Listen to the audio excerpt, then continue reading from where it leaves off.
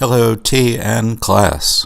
I'm glad, T, that you put up some pictures on the blog here, and I wanted to just offer a couple of comments and also show you about levels in Photoshop and setting high points or the light point as well as the black point and stretching the contrast a little bit. So the iPhone is an amazing camera in that it is able to shoot under really low light conditions, handheld, which is quite unusual. You can't do this with your Canon DSLR. It would just be a blurry mess. And cameras are getting better and have higher ISOs these days, but the iPhone is special in that it takes several pictures and stacks them up in order to create a composite. But you have to hold the camera still for that to work in night mode. It does it automatically. So anyway, I wanted to show you, though, that we can manipulate the contrast a bit. Let me pull in Photoshop here. And okay, so this is very cool, and yeah, lower values, like darker pictures can have emotional expression that is perhaps intentional, but I want to show you how to use levels and stretch the contrast up a bit. The shortcut is Control L for levels, and the menu path is Image, Adjustment, Levels. And I just wanted to point out, this is a histogram of all the tones, all the values in the picture. On the left is black, so it's showing us how many pixels are pure black, the ones that are up against the wall here. And notice that if you compare this histogram to this output level down here, that the brightest pixels fall somewhere in the darker gray range. But if I compress this highlight in, look what happens.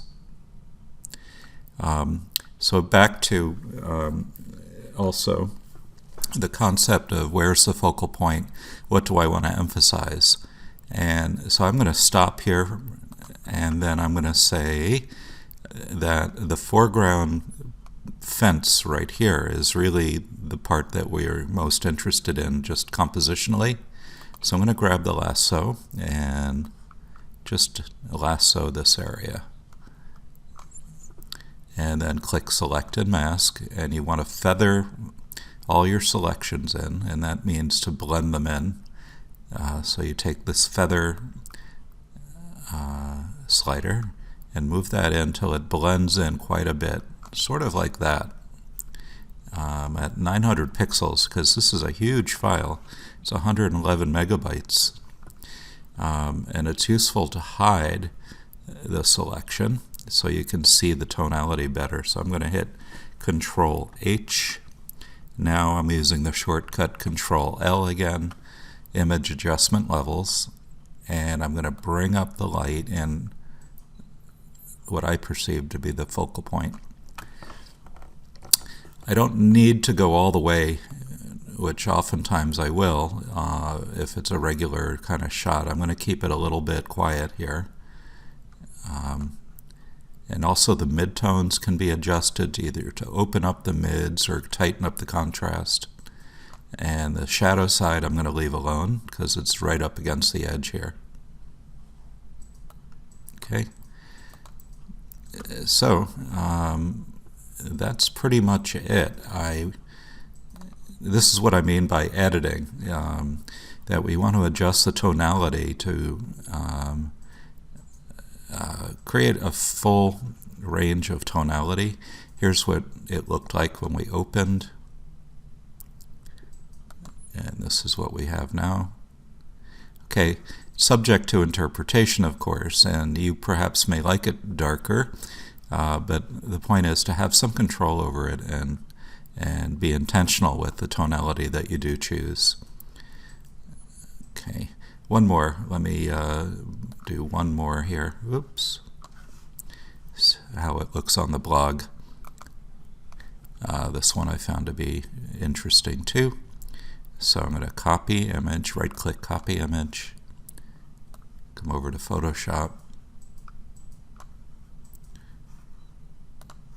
File New, and it creates a new canvas exactly to the pixel of what I just copied. So you could create, and then Edit Paste or Control V.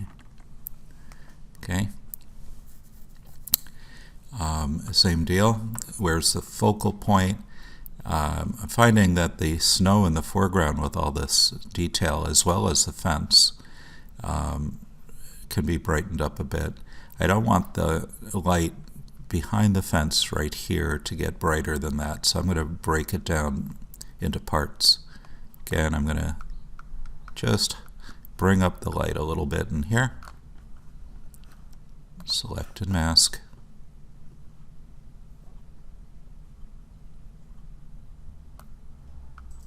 Feather it down quite a bit so it blends beautifully. Okay. I'm going to hide this, and then levels, Control L. And notice again, low contrast, the histogram's all pushed over to the dark side. So I'm just going to bring up the light. Okay. So I've got numerous videos linked from the blog on how to do all this. I think probably more than 50 videos. Okay, so I'm just developing the light on the snow. I don't want to blow it out. I don't want to get it too bright either, but I do like the contrast and the texture in here. And this came almost right up to the edge of the histogram mountain. So say OK. And then how about up here as well? So again, I'm going to leave the edges a little dark, but I don't want to get the highlights brighter there. So once again, select and mask. Dial the feather up.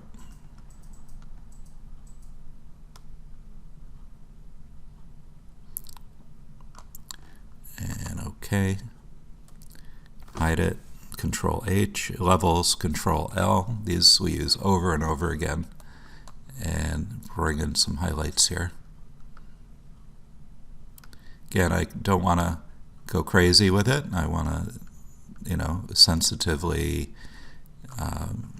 create a relationship between the light here and here and here. I'll say OK to that. This is still in color, so I'm catching some blue tonality up here. So what would it look like in just straight grayscale?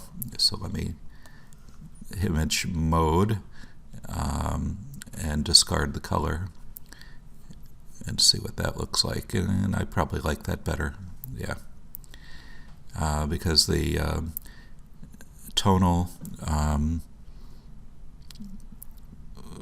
variations in that, the color didn't really do it for me. It wasn't about the color, and it's much more about the values of light and dark in here.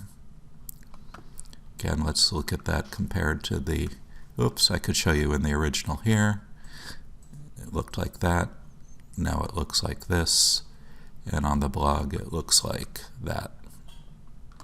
Okay, so that's a big part of the class, huge part of the class. It may be on top of the shooting, the most important part of the class is to learn how to do this very simple edit for light and contrast to help with expression.